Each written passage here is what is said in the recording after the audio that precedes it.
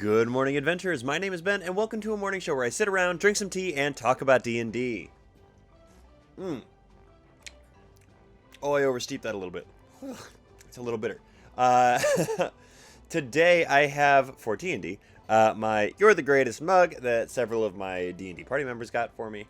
Not trying to bribe the DM or anything like that. And in it, I have some oolong tea from Bigelow. The brand on this one really doesn't matter all that much because it's just oolong tea. And normally, it tastes pretty nice. But today, we're a little bitter because I missed the timing on it just a touch. And that's on me. It's also very hot, so it's hard to swallow real quick. Anyway, also, I'm covered in black paint because I came from work. Ignore that.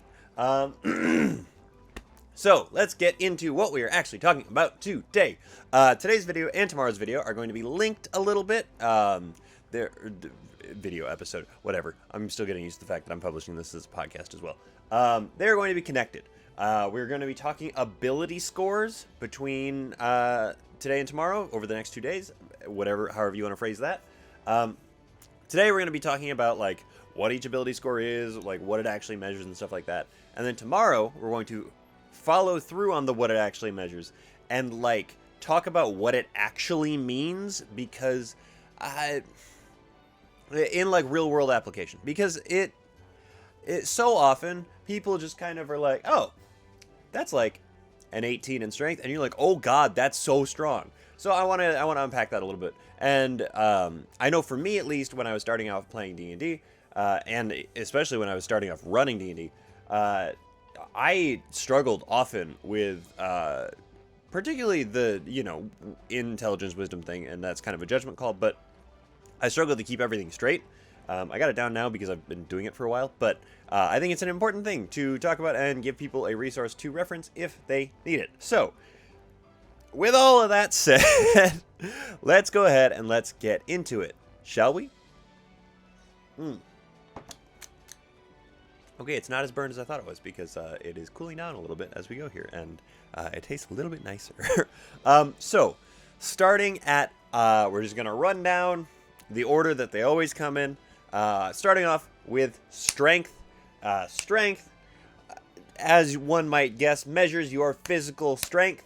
To quote the player's handbook at you for a moment here, strength measures bodily power, athletic training, and the extent to which you can exert raw physical force. Strength only has one, what's it called? Ability, associated with it, and that is athletics. However, often enough you'll be asked to make generalized strength checks in addition to an athletics check. Maybe something doesn't necessarily fall into the like athletics skill. Skill is the word I was looking for, not ability. Skill. Maybe it doesn't fall into necessarily the athletics skill, but you still, need brute physical strength for it. Or it's something that like you would have to roll insanely high to get, but you're not going to get the bonus of your proficiency bonus thrown in there because you're not necessarily proficient with whatever it is. Something like that is when you might be calling for a strength check, a strength-based check, that sort of thing. So, as mentioned, strength is measuring your physical prowess, your bodily power, that sort of thing. It is also associated, obviously, with attack rolls and attack rolls for any strength-based melee weapons, which are going to be improvised weapons pretty much universally, unless you are just equating it to an existing weapon, in which case that's a whole different thing. But most improvised weapons, most unarmed attacks, unless you are specifically a monk, that's what that class is called, as well as any simple or martial melee weapons that are not finesse-based weapons. Finesse allows you to use your dexterity in place of your strength, and so if they do not have the finesse property, you are using your strength modifier, unless you figure out some kind of deal with your DM. But that is a decision for your DM and you at the table. Strength is also used, obviously, in saving throws. Most of the time, that is going to be for something that you need to try and hold on to, or try not to get thrown off of more often than not, it feels like. And that's often what that saving throw really is. Lifting and carrying also uses your strength. This one is a much more niche sort of thing. A lot of times people are like, oh, just give me a strength check, and then you move on from whatever it is you're trying to lift or carry. If you're using encumbrance rules, your strength here will obviously come into play much more readily. But you use your strength score to figure out how much you can carry, push, drag, lift, and your size will help you determine all of those things as well as your strength score. So definitely check those things out in particular if you are in a game that is going to be using those, because otherwise you're going to get caught with too much stuff and not enough muscles to carry it. Next up, obviously, we have dexterity. Many would argue one of the, if not the, most important skill in the game for a couple of different reasons that we're about to get into here. But again, to the book we go. To quote the player's handbook, dexterity measures agility, reflexes, and balance. Dexterity has three different skills associated with it. Specifically, they are acrobatics, sleight of hand, and stealth. Those three skills are, they sort of cover the rest of the physical sort of skills that you got going on there. But acrobatics is sort of linked inherently to dexterity, the same way that athletics, there we go, is linked to strength. However, sleight of hand and stealth are a couple of them that I have actually seen and used in different, or with different ability scores. If you don't know what I'm talking about with that, check out my alternative ability scores video. I'm pretty sure it was in, it was in Season 1. I don't remember exactly where in Season 1, but it was in Season 1. I did talk about that. But sleight of hand with an intelligence modifier instead of dexterity is good for, or is actually recommended for tying knots. Stealth with a charisma modifier might be more for like blending into a crowd as opposed to being all sneaky and shadowy and that sort of thing. You use your dexterity in general for making sort of evasive checks, checks that are more about like coordination as opposed to power, which is really sort of where that line between strength and dexterity is actually drawn. This one is used in attack rolls and damage rolls for pretty much every ranged weapon, not thrown weapon, but ranged weapon, and all of the finesse weapons that we talked about before.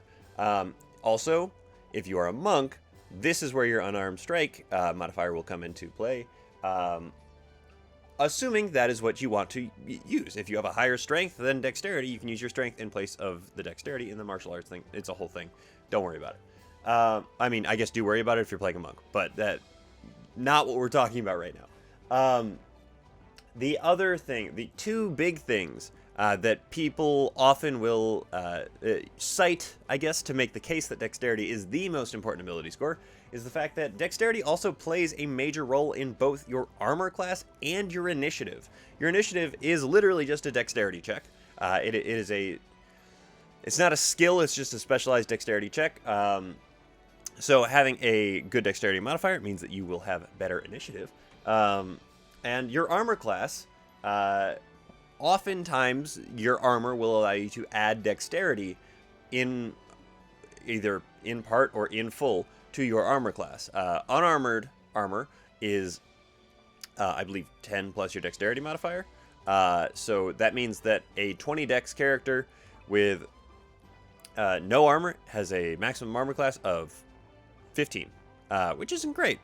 So armor, especially light armor, allows you to add, I'm pretty sure all light armor actually allows you to add all of your dexterity ability score to it. And medium armor will often allow you to add up to 2 or something in that general range. Heavy is where it becomes more of just like you have this set armor class. It's hard enough to move in it. So that is why a lot of people say that dexterity is like king. Plus, dexterity saving throws are one of those common saving throws you're going to run into in the game. Most, like, damage evocation kind of spells are going to have a dexterity saving throw associated with them. Your fireball, your meteor storm, your lightning bolt, all of those things require dexterity saving throws. So dexterity, very important to have, but also, fun pro tip, if you can call me a pro, I guess, a lot of fun to dump dexterity because then you can't really move all that well. Next up, our ability score for Constitution. To quote the Player's Handbook, Constitution measures health, stamina, and vital force. Constitution checks don't happen a lot. Constitution is an ability score that is just kind of there, honestly, all things considered. Constitution mostly is used in your hit points, your vitality in that capacity. It's used to help calculate your maximum hit points, to regain hit points when using hit dice, blah, blah, blah, etc., that sort of thing. But Constitution actually becomes an ability score that you can check when you're doing things kind of like, mostly the most common ones that I can think of offhand are when you are swimming and holding your breath, or when you are continuing like a forced march pace after an 8 hours day of work or of adventuring already. Because technically, every hour following that 8 hours, you are supposed to make a Constitution saving throw, which is actually a saving throw instead of a check, in order to continue to progress. But essentially, Constitution can be checked. Well, it can be checked for anything you want, really, but it is most commonly checked when needing to figure out like stamina kind of things, and so that's a check. The other one that I am just remembering now off the top of my head, and I can't believe I forgot it, people use a lot, and it comes up a lot, especially in low-level games, drinking contests. Good place to have a Constitution check, a drinking or eating contest. That's really kind of the end of Constitution. It's not a crazy complicated one. It just kind of is what it is, because it's not really associated with skills or saves all that much. There are Constitution saves, but there are not that many of them, all things considered, really. Speaking of ability scores with not that many saves associated with them, we have Intelligence next. The Player's Handbook describes intelligence as being the measure of mental acuity, accuracy of recall, and the ability to reason. It's kind of like your cleverness, your sharpness, your like... it's your smarts, your critical thinking, that kind of thing, or critical problem solving more, I guess. Intelligence has several skills associated with it, and when I say several, I mean 5. It's got Arcana, History, Investigation, Nature, and Religion linked to it. Each of those are kind of... They're not, like, super locked in to what they are, but they pretty well follow those based on what they actually are. You might be thinking, well, wouldn't nature and religion be more like wisdom-y sort of things? It's more... It can be, but that the intention behind putting those skills with intelligence is like facts about nature or facts about religion, as opposed to like being religious or being all in tune with nature-y stuff. I don't know. This is a core ability score for two classes in the game. They are your friendly neighborhood artificer and your friendly neighborhood wizard, the top and bottom of the alphabetical order of classes.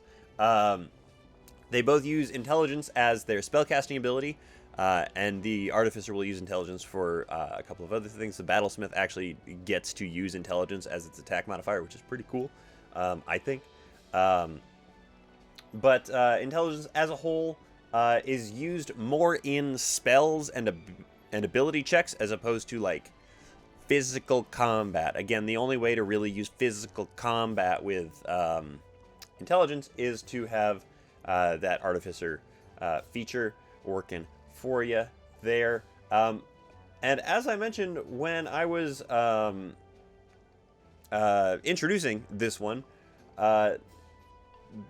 it only has a handful of saves, or of spells that require saves from it. Spells that use it for its saving throw. So honestly, if you're somebody who can cast spells, pick up ones with intelligence saving throws, because there are going to be significantly fewer people with decent scores in that. And I honestly think that those are some of the best spells. Also, if you have a low intelligence score, you are screwed when you come to Mind Flayers. But that's not really here or there. Now, the main difference between intelligence and the next one you're going to talk about, wisdom, is that intelligence is more focused on, like, what you are actively thinking about. Like, it is your, like, critical brain. It is your math, your science, your, like, picking apart problems and doing, like, line-by-line numerical kind of problem-solving, history, recall, that sort of thing. It is more recall than anything else. Now, wisdom, on the other hand, it is the reflection of how attuned to the world around you are, and it represents your perceptiveness and intuition, and that is the line from Player's Handbook. And that is actually a very good line to talk about what wisdom actually is. Wisdom is how attuned to the world around you are.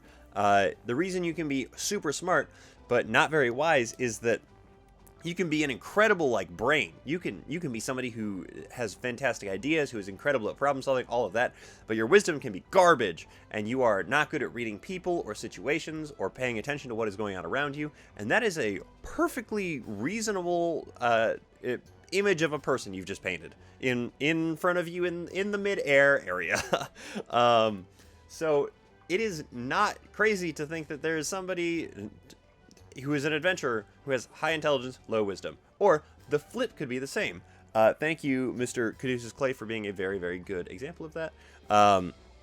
High wisdom, low intelligence just means that you're not about the critical thinking, but man, you can tell exactly what's going on around you at all times, or you see everything that's going on around you at all times. You might not be able to, like, go, that, and then do the deduction to figure out what it is, but you can do the, that, and then point at it for your buddy who is way smarter than you, but doesn't really pay attention to the surroundings, to his surroundings. Wisdom has a whole bunch of, as I said with intelligence, we meaning 5, skills associated with it. Those are animal handling, insight, medicine, perception, and survival. These all are pretty well linked in here, with the main one the main, I guess, couple that I would say I could see switching out being medicine and survival. I could see those switching to intelligence based on the situation. You might be saying, well, what about animal handling? Can't you, like, be good with animals from a book? You can. However, I view it more as, like, being able to read what the animal is feeling and then, like, acting in turn with that. I don't know. I'm just saying words at that point now. But wisdom is the core spellcasting ability for our friends, the clerics, the druids, and the rangers. I guess it's important to note that, jumping back a tick here, intelligence is also specifically the subclasses of the arcane trickster, the eldritch knight, and there's one more. I can't think what it is right now. Those 3 use their intelligence as their spellcasting ability. But clerics, druid, rangers use their wisdom as their spellcasting ability. Wisdom would be the other. Well, constitution's very important. Don't get me wrong there. Wisdom would be the other one in terms of, like, roleplay ability, in addition to dexterity, that I would argue are, like, mechanically some of the most important. And this one is because perception is never a bad thing to have. It is always good to be able to see what's going on around you. Do I love playing unwise characters? Absolutely. Not the point. However, wisdom also is one of the most common spell saving throws, in addition to dexterity. So having a good wisdom will prevent you from doing things like becoming charmed, being taken over, being used to murder your friends. All of those things, which feel important. So wisdom, definitely important for you to have a decent amount of. And that brings us to our final. Ooh, that's way better now. I guess I didn't scald it quite as much as I thought. Coming to our final ability score that we have here, we have charisma. This one is actually also commonly misunderstood, I believe. Charisma is your ability to interact effectively with others. It includes factors such as confidence and eloquence, and it can represent a charming or commanding personality. I don't actually love that description of it. It's not bad, but to me, charisma is based around your force of personality and your force of presence, essentially, as opposed to necessarily being like all suave or like charming or seductive or anything like that. Charisma has a whopping 4 ability scores associated with it, which most people who play D&D are familiar with. They are your deception, intimidation, performance, and persuasion. Those, they stay pretty locked in where they're at. You might be asked to make like a dexterity-based performance check instead of a charisma-based one if you're trying to do some kind of like acrobatic thing. But at that point, you might just have an acrobatics check instead. That's just kind of how that goes. Ooh, that was hot on the gullet. Charisma actually has 4 classes that use it as their spellcasting ability. Those 4 are bards, paladins, sorcerers, and warlocks. Those 4, they all sort of draw from that pool of like force of personality, force of presence, and that is where those come from. Charisma also not a particularly robust spell saving throw pool to choose from there, which means that throws that use it are pretty dang good. There's a reason that I think Banishment is one of the best spells in the game. It's because it uses a charisma saving throw, and a lot of monsters don't have great charisma. The like animalistic monsters have worse like intelligence, but like if you can remove something from the field for even 1 turn, that's more than phenomenal, honestly. Like that's so good. And on a charisma save, one of them that is really not used all that often, yeah, that's pretty good. I definitely think you should have that in your back pocket. Yeah, I think that's everything that I want to talk about for those 6 ability scores. Anyway, we are going longer than I thought we were going to. Thank you guys for sticking with me through that. Next up, we have all of the shows that are happening now. And by now, I mean today. That's streams, podcasts, videos. I don't know. So, today, Tuesday, we have Diary of a Dragon Pit, Star Wars First Resistance, which again is a SW5E game. I know that it's not D&D, but it is using a D&D based system. Dungeons and Daddies, Bombarded, Heckva D&D, Glass Cannon, The Queer Questers, and I believe, I've not gotten confirmation from our DM yet, but I texted her like a while ago, but I believe that Sidetracked, featuring me, is coming out today. And by coming out, I mean launching today, which I am very excited about. It's a fantastic show. It is the one where I play the character that I created in Season 1 on this very show here. His name is Gib. He's a goblin. I love him very much. I would kill for him or his sister, played by Just Jenny TV, the DM of Tabletop Tavern, which premiered its 2nd season yesterday. Not the point. Anyway, I'm assuming it is happening because that is the last thing we had talked about. I don't think we're pushing it anymore. We might be pushing it by like 1 more week. I don't know. But if it is going live, check it out because I'm super excited about it and you should be too. But that is everything that I have to talk to you guys about today. Thank you so much for making me part of your morning routine. I really do appreciate it. And thank you so much in particular to my patrons. You guys are the ones that make this show possible. If you're interested in becoming a patron, there is a link to that in the description of this episode. That is all of it, I think. Yeah. So, thank you guys so much once again for tuning in. And don't forget, drink tea, play D&D, and keep on rolling.